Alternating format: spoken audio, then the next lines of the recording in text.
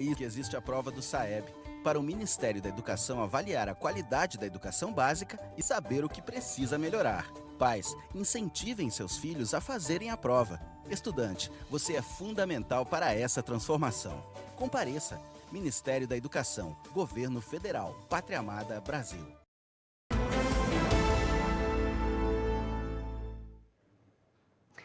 A causa exata do vazamento de petróleo na costa brasileira ainda não está clara, mas a gravidade deste incidente para o meio ambiente e para a economia das cidades afetadas é evidente. Animais marinhos ameaçados, tartarugas mortas e prejuízo alto para o turismo. Desde o fim de agosto, as praias do Nordeste vêm sofrendo com uma série de manchas de óleo, que chegaram até a costa brasileira primeiro pela Paraíba e depois por Pernambuco. A contaminação atingiu neste mês de outubro 9 estados, 72 municípios e mais de 160 localidades, segundo um levantamento realizado no dia 13.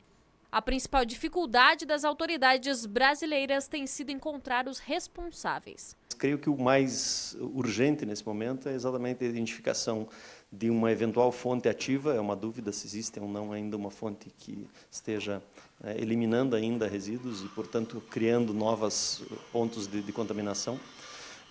E, principalmente, a atuação imediata das autoridades para se tentar minimizar os impactos desse óleo. As especulações sobre de quem seria a autoria deste desastre ambiental variam. A única informação concreta até agora é de que a mistura do produto é de fabricação venezuelana. Foi feito um levantamento pela Marinha dos navios oficiais que transitaram pela região, por águas oficiais. Eles têm transponders, indicadores que apontam a sua localização exata, precisa. Então, isso foi mapeado, se foram notificados, salvo engano, 33 navios, para tentar identificar eventualmente alguma responsabilidade, mas não se tem noção de se seja de fato ou não decorrente dessas fontes. O governo federal e os estados atingidos montaram uma força-tarefa com apoio da Petrobras para realizar a coleta do óleo e a limpeza das áreas afetadas. Se o responsável pela contaminação for encontrado, deve pagar uma multa ao IBAMA que pode chegar a 50 milhões de reais, além de sanções judiciais. O primeiro ponto é a reparação in natura, é o custeio das operações para fazer a limpeza, em que pese ser muito difícil conseguir restaurar, e a possibilidade também de fixação de indenização por danos que não sejam passíveis de recuperação, por danos difusos aí. Também reparação por danos individuais, reflexos causados, ou seja, pescadores que tiveram prejuízo na sua atividade, potencial prejuízo na atividade turística, pode ser cobrado também nessa condição, como dano reflexo, do dano ambiental, dano individual, que atingiu aí as pessoas nessa condição. Só que, por enquanto, os danos ainda não foram totalmente contabilizados e o impacto ambiental deverá ser um dos maiores já registrados no Brasil.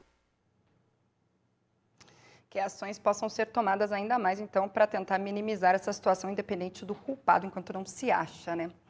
Agora, com notícias do Supremo Tribunal Federal, começou agora à tarde o julgamento sobre a validade da prisão após condenação em segunda instância judicial.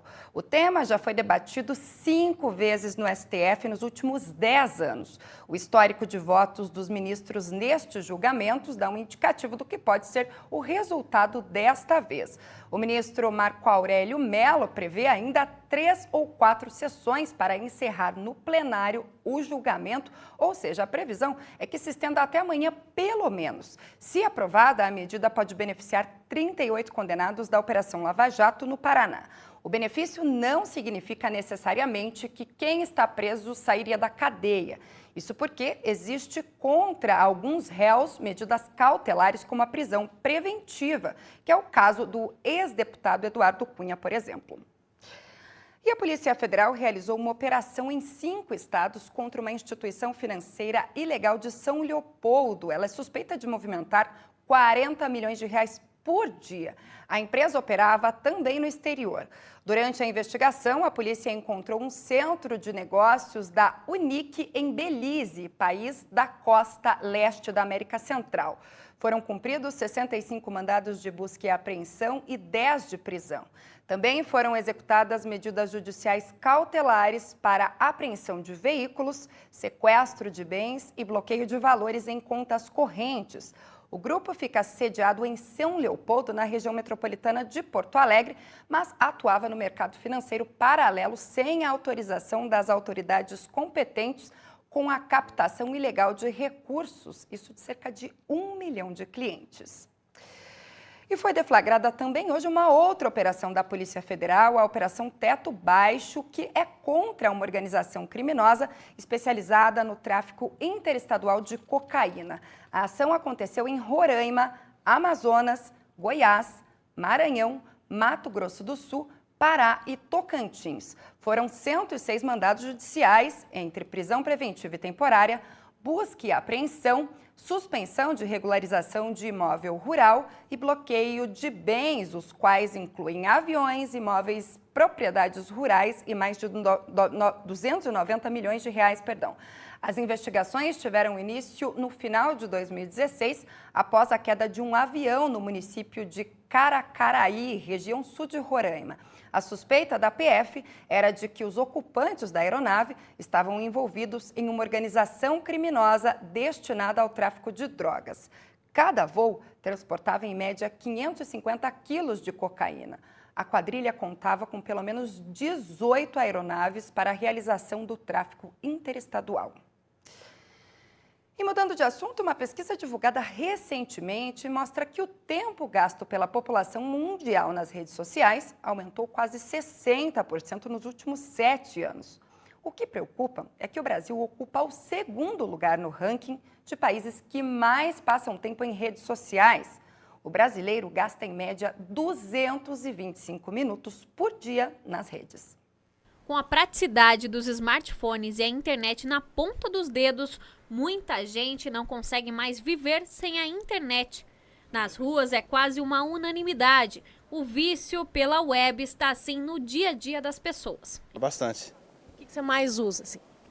Na verdade, WhatsApp, pesquisar bastante sobre coisas de restaurante na internet. Mais jogo, assim. Facebook, rede social, né? Quanto tempo você acha que você passa, assim, utilizando? Na verdade, eu fico o dia inteiro, mas é porque eu trabalho com isso, né, com a internet. Facebook e WhatsApp. É o que eu mais entro. Segundo esta psicóloga, o vício pela internet começa quando a pessoa deixa as responsabilidades de lado para navegar na web. Quando a gente vai percebendo que parece ser uma dependência, quando a pessoa começa a ter prejuízos na vida dela.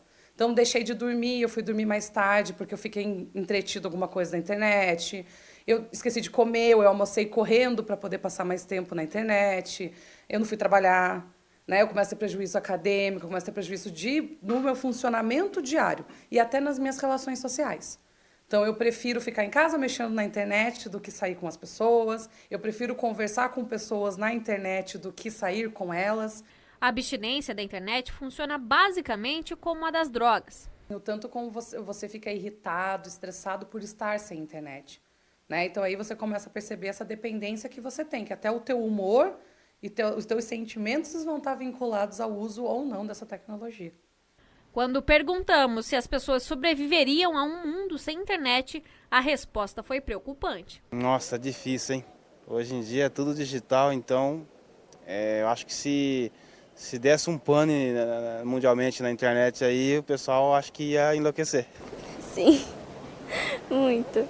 Se eu puder não ficar sem internet, eu prefiro. Para vigiar e lidar com o uso excessivo, existem ferramentas que podem auxiliar jovens e principalmente os adultos a controlarem o uso. Dentro de todos os celulares, tanto o iOS como o Android, eles têm uma ferramenta na configuração que mostra quanto tempo você passa nas redes sociais em geral. Então, mostra quanto tempo no WhatsApp, Instagram, Facebook, Twitter, em geral, quanto tempo você passou usando os aplicativos do celular. Nele é uma ferramenta e você pode colocar o controle. Então, por exemplo, eu quero passar no máximo 5 horas na semana no Instagram. Daí você coloca o limite e ele te avisa, olha, você está chegando perto do seu limite. Então, uma maneira para a gente estar controlando. É um desafio preocupante, até porque hoje esse vício em internet é até considerado uma doença. Vamos rapidinho ao intervalo comercial, daqui a pouquinho estamos de volta para falar de esporte. Você vai ver que começou a 26ª rodada do Campeonato Brasileiro com mais uma vitória do Flamengo.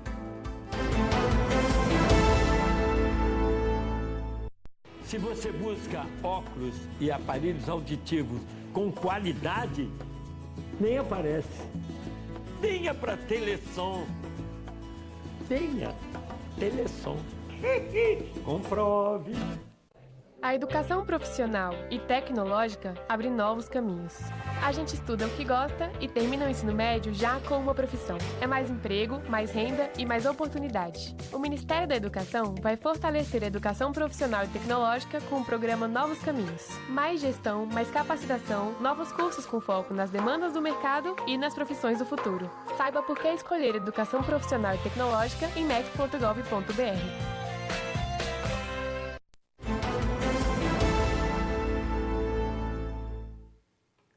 Veja agora como fica o tempo em todo o Brasil nesta sexta-feira.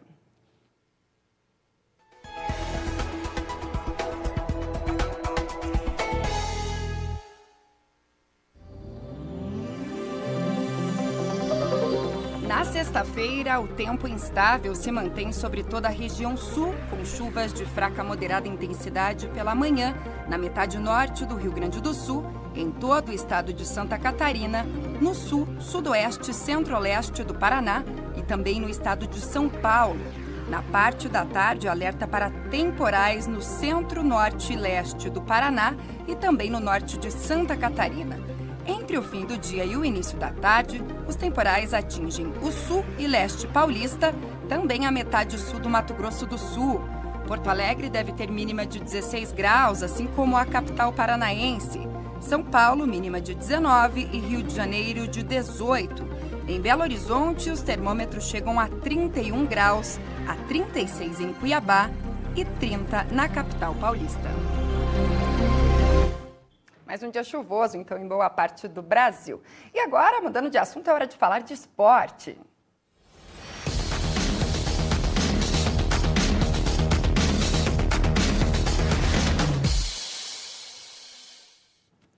Mais uma vitória do rubro-negro carioca. Marcos de Pato, boa noite para você. Boa noite, Thaís. Boa noite a você que nos assiste. Pois é, Thaís. Líder isolado do Brasileirão, o Flamengo venceu mais uma partida fora de casa na noite dessa quarta-feira. No estádio Castelão, em Fortaleza, o rubro-negro carioca bateu o tricolor cearense por 2-1. E com a vitória, o Fla foi a 61 pontos, 8 à frente do vice-líder Palmeiras. Por sua vez, o Alviverde Paulista conseguiu manter a mesma distância para o líder Flamengo, graças a um gol nos acréscimos da partida contra a Chapecoense. No Allianz Parque, o Palmeiras só conseguiu vazar a defesa da Chape no último lance do jogo. Aos 54 minutos da etapa final, Felipe Melo marcou o gol da vitória palmeirense. Diante de mais de 50 mil torcedores, o Flamengo venceu Fortaleza de virada fora de casa. De pênalti, o lateral Bruno Melo colocou o Leão na frente aos 15 minutos do segundo tempo. Também em cobrança de penalidade, o rubro-negro carioca chegou ao empate, com o gol de Gabriel aos 37 minutos. E 6 minutos depois, o jovem Renier marcou o gol da vitória flamenguista, 2-1 placar final. Também na briga pela parte de cima da tabela, o Corinthians ficou no empate com o Goiás lá em Goiânia. E o São Paulo não conseguiu aproveitar o tropeço do rival alvinegro para passar o time do Parque São Jorge na tabela. Em Belo Horizonte, o tricolor paulista perdeu para o Cruzeiro, que venceu a primeira sob o comando de Abel Braga. De cabeça, Thiago Neves fez o gol que garantiu a vitória do Cruzeiro para cima do São Paulo no Mineirão, aos 12 minutos do segundo tempo. Este foi o primeiro triunfo de Abel Braga na Raposa e a primeira derrota de Fernando Diniz como treinador do São Paulo. 1-0 também foi o placar da vitória do Bahia para cima do Grêmio em Porto Alegre. De pênalti, o atacante Arthur Kaique marcou o único gol da partida aos 45 minutos do segundo tempo. A vitória baiana deixou as duas equipes com os mesmos 41 pontos. No estádio Serra Dourada, Goiás e Corinthians ficaram no empate. Aos 10 minutos de jogo, os visitantes abriram o placar com o gol de Janderson.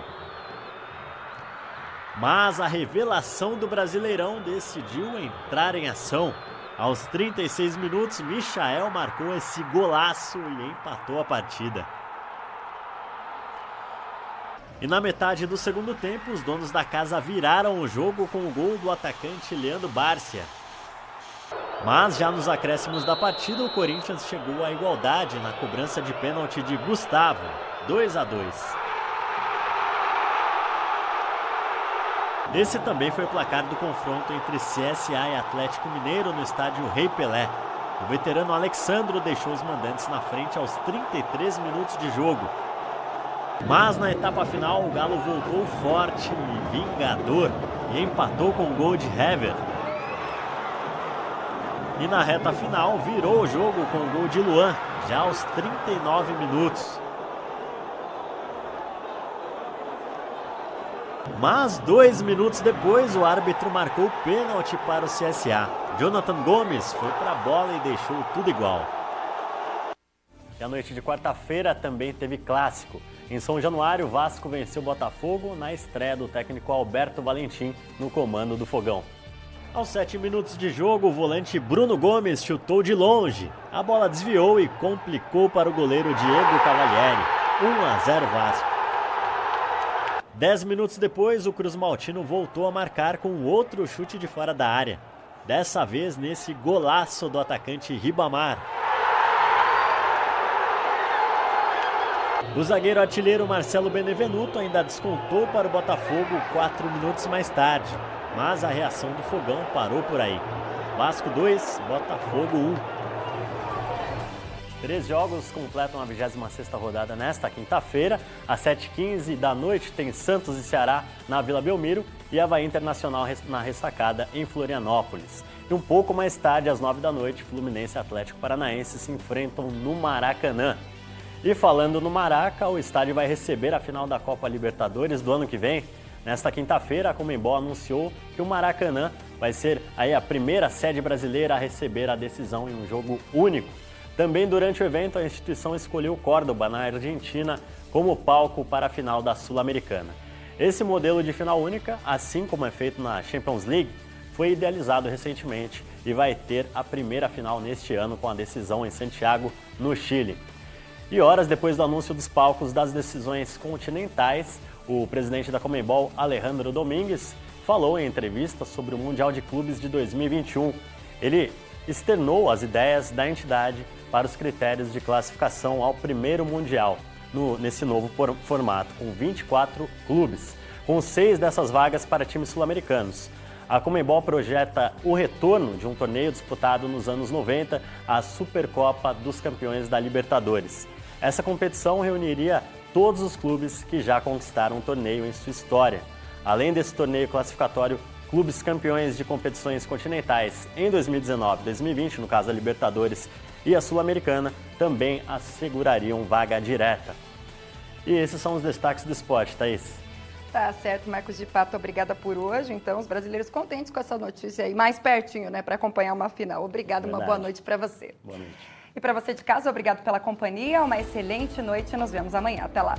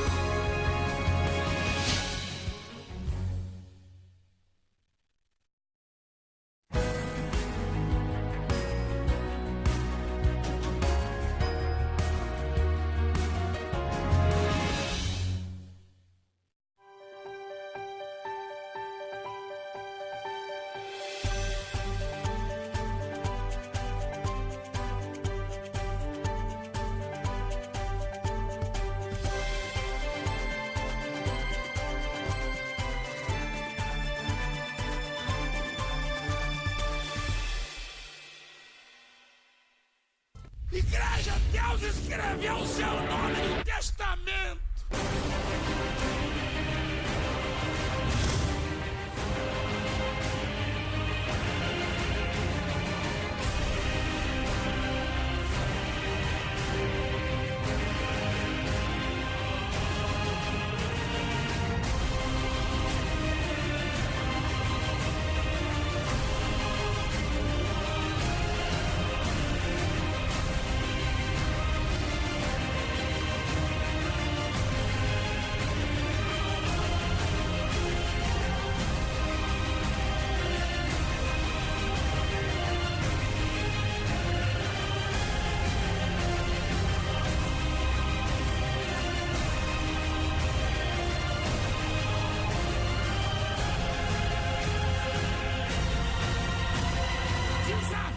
Que eu quero ver!